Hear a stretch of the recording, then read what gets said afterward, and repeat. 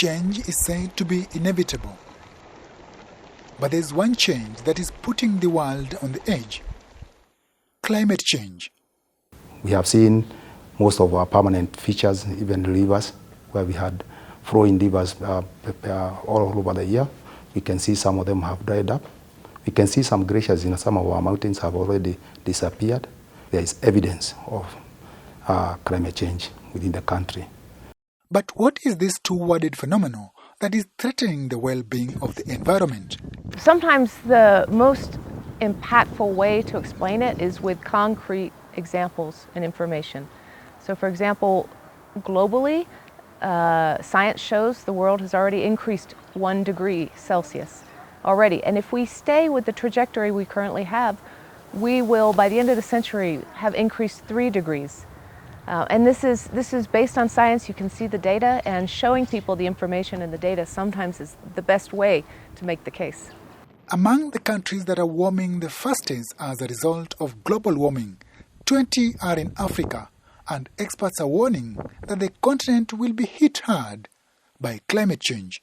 So it's very urgent that we take action right away. In order to stay within the goals of the Paris Agreement, we would have to decrease globally our emissions by 25 gigatons just in the next decade. The 2021 results of the world's largest survey conducted by UNDP found that 60% of global population believe that climate change is a global crisis that needs to be addressed despite the ongoing COVID-19 pandemic. That percentage is even higher at 65% among young people aged between 18 to 35 years. There are 3 planetary crises that we need to work on: climate change, biodiversity loss in nature, and pollution. And plastic contributes to all 3. It's one of those global issues that we must address. The discovery of plastic revolutionized the world and helped societies advance and enhance life in many different ways. Plastic is designed to last quite a long time, but most of its uses are short-lived. A lot of the, especially single-use plastics, are ending up in the oceans, ending up in our waterways. We have to focus on moving from this sort of linear approach where you produce and you use and then you throw away the plastic products, to more of a circular kind of approach where all of the materials that you have, you look for new ways to use them, reuse them, produce them into something else, and allow that cycle to continue so that you're cutting down on both the emissions as well as the waste. There's the Ministry of Environment. There's already a bill that is being finalized, that is a sustainable waste management. We would want to see 95% of all our waste, especially the solid waste, not going into landfills, but going to recycling. A circular economy reduces pressure on natural resources and the pollution of land, water and air caused by waste disposal. 29-year-old Nzambi Mate is one of the young people who are already embracing the idea of a circular economy. She is not just calling for action. She is taking a step further to tackle the emergency that is climate change. Climate change is real. It's something that is actually happening. And for us as Jijenge, we decided instead of sitting in the sidelines and just waiting for, someone else is going to deal with the plastic problem or someone else is going to deal with that pollution problem, we decided let us be that someone else. Let us be that person who provides a solution. We saw in Nairobi, in our community, we have a lot of plastic waste, and we decided how can we solve it. We started collecting. Then we saw how can we impact the housing sector, and so this is how we started. Growing up in Nairobi, Zambi lives seeing the challenges that the city had in managing the plastic waste. This made her start thinking of innovative ways that could help solve the plastic menace. After graduating with a university degree in material science engineering, Zambi worked in Europe and America before coming back home in Kenya to set up her plastic waste recycling venture to help promote environmental well-being.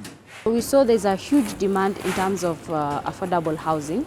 So we decided, what can we do to be able to provide a sustainable alternative building material that is not just sustainable but also affordable. So with that in mind, that's when we saw, okay, what can we do with, how can we use plastic as a resource to impact that, the housing space.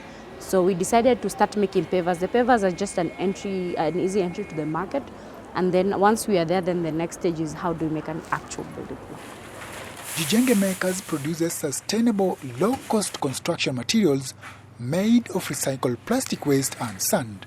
So we get that plastic, we bring it to our facility. The first thing is we clean it, especially the post-consumer. We clean it, we run a magnet on it so that we can remove any metal pieces that is there. And then after we've done that, we mix it with sand and also color pigment, depending on which color pavers you're producing. We feed it in an extruder, and then the extruder mixes it and removes something like ugali, uncooked ugali. And then we take that ugali and feed it to a hydraulic press, and then finally we have a brick. This is an environmentally friendly approach that solves an environmental problem and at the same time creates a profitable job and can be scaled up to actually, help be a real economic revenue source. Founded in 2017, Jijenge Makers today produces 1,500 brick pavers each day, made from a mix of different kinds of plastic.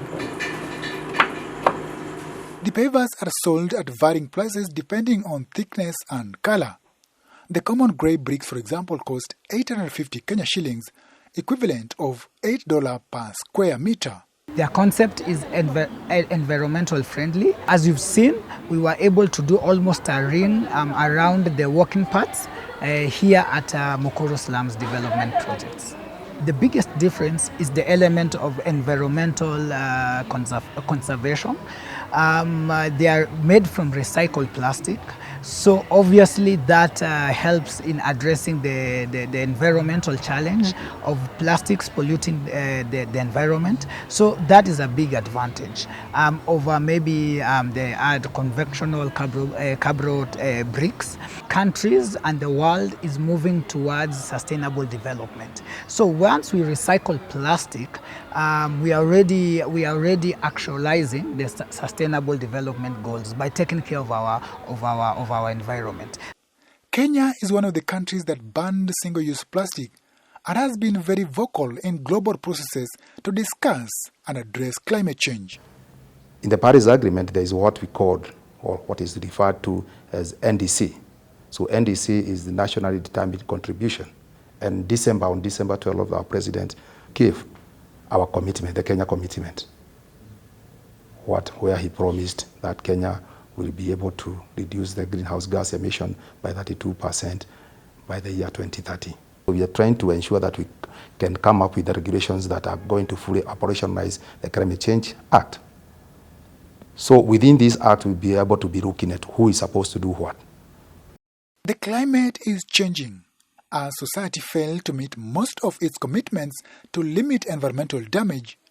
Experts are warning that the Earth is broken and increasingly becoming an unlivable planet as a result of climate change, biodiversity loss and pollution.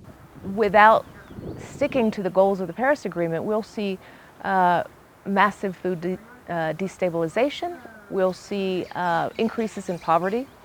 The Africa Development Bank estimated that GDP across Africa could decrease by 50 to 80% just by 2050 if the world doesn't really take action. It's important to start having sustainable businesses that are not just focusing on profits, but focus on people, planet, and profits, so that it's a holistic approach.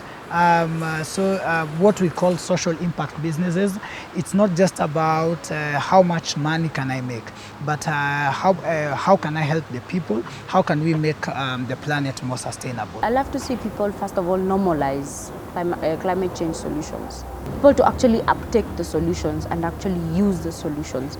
If it means using electric cars, so be it. If it means using alternative building products, so be it. If it means using more of maybe, for example, bamboo instead of trees, so be it. The light is blinking red, indicating that it's time to stop degrading and start conserving.